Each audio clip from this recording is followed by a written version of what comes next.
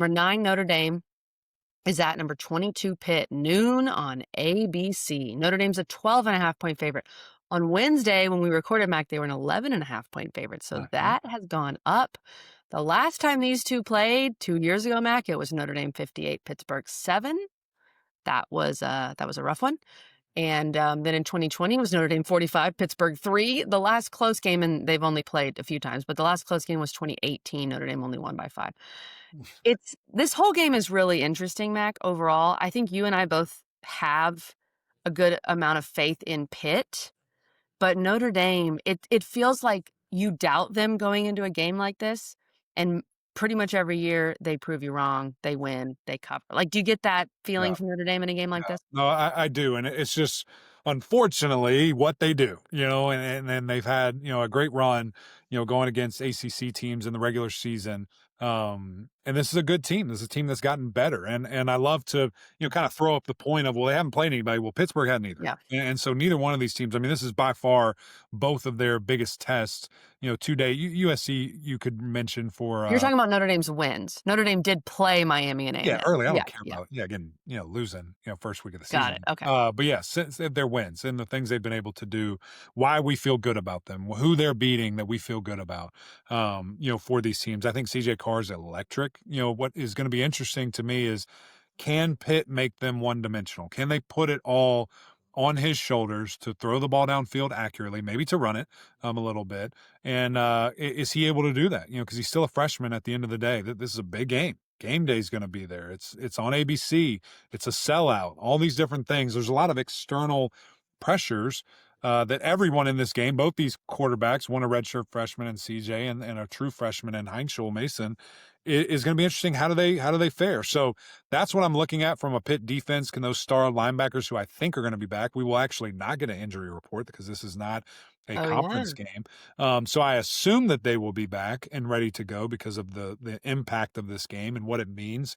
Are they able to influence that? What are they able to do? And Desmond Reed, can he go? Mm. I mean, it's as great of a player as he is.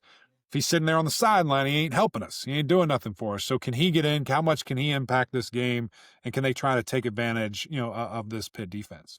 Great point with Des Reed, and also great point with the injury report, because I kind of forgot about that. So I guess we'll know at 11 a.m. maybe if Yeah, he's out right. there and doing whatever. But Mac, I think this is, this type of game is the argument for the expanded playoff Mhm. because it's a playoff type game for both teams. Now, of course, with Narduzzi's now infamous comments, Pitt can technically lose this game and make the playoff. They win Right. the ACC and they're one of the 5 highest rated conference champions, but still, it's a massive game. For Notre Dame, like, will they put a 3-loss Notre Dame in?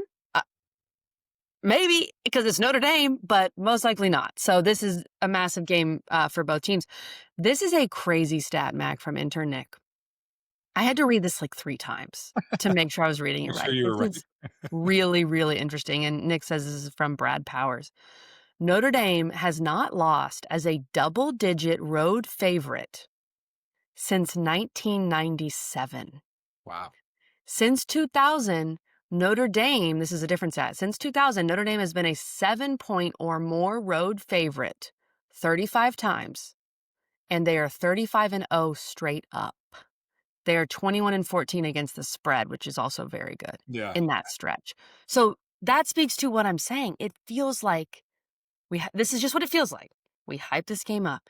Can Pitt do it? It's still a 12.5-point spread, and Notre Dame, they play way better in this type of game than they do at Boston College or whatever. It Mhm. feels like there's that. But the other big part of this too is that Pitt's been fantastic against the run. They're Right. only giving up 81 rushing yards per game. I think 4 rushing touchdowns on the season. So can they do it, Matt? Can they get those linebackers back to your point, and can they make CJ Carr throw the ball? Yeah, I think it'll be interesting. So I think the play is definitely the under, which is 53.5. Mm. And I'm going And a Pitt. noon game. I'm going Pitt to cover here.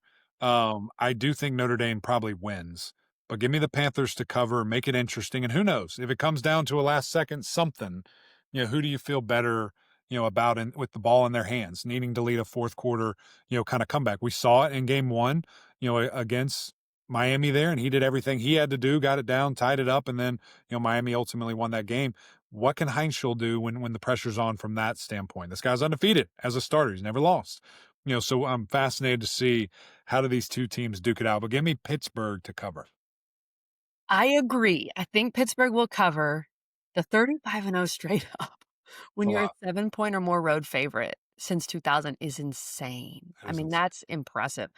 The big thing for me in this game, I think Notre Dame still wins it, but if Heinschel has 0 picks, even furthermore, if Pitt has 0 turnovers, I think they have a real chance. Yeah. But Heinschel with those late picks against Stanford, that was a little like, what's going on here? And he even threw some picks against Florida State, but you could afford that, right? In that other big matchup they have. But yeah, I think we're pretty much in alignment on that game, Mac, and Yeah. excited for you. Where's the huddle gonna be? Give us our location. Oh, great question. I don't know. We'll be somewhere. Somewhere. You can't You miss us. would know Can't by miss us. We're close to game day. We're over there somewhere. Just look for the bald guy in the big trucks. There's a lot of them. We're blue. Game day's orange. We're blue. So easy love to it. easy to find. Mac, I will say you're not going up there as a fan. I went to one Clemson Pitt game up there, and I've told you about this. Yeah, It was a nooner, I believe. Um, some rowdy fans, which I liked. sure. Some vulgar, perhaps is the We got word. cussed out at Yeah, Pittsburgh so did I, and I was last just there year. as a fan. Last year. This guy's screaming and complaining about the refs to us. I'm like, buddy, what do you think I can do about this right now? And he's just blistering us. It was crazy. He was drunk out of his mind. It was wild. That's the other thing I was gonna add is, and this is not a shocker to anybody, but people in Pittsburgh can drink. Yeah. We know Well, that for sure. Narduzzi asked him. He said it's a noon game. Get liquored up. Let's go. So Yeah, there you go. listen All to your right. coach, but don't come at me. Hey, I'm on your team. well, I'm with but you. Mac, that's also an interesting point. Like, how many Notre Dame fans are there? Right? A We lot. need a lot of Pitt fans A there. lot. A Yeah, lot. to fill that stadium.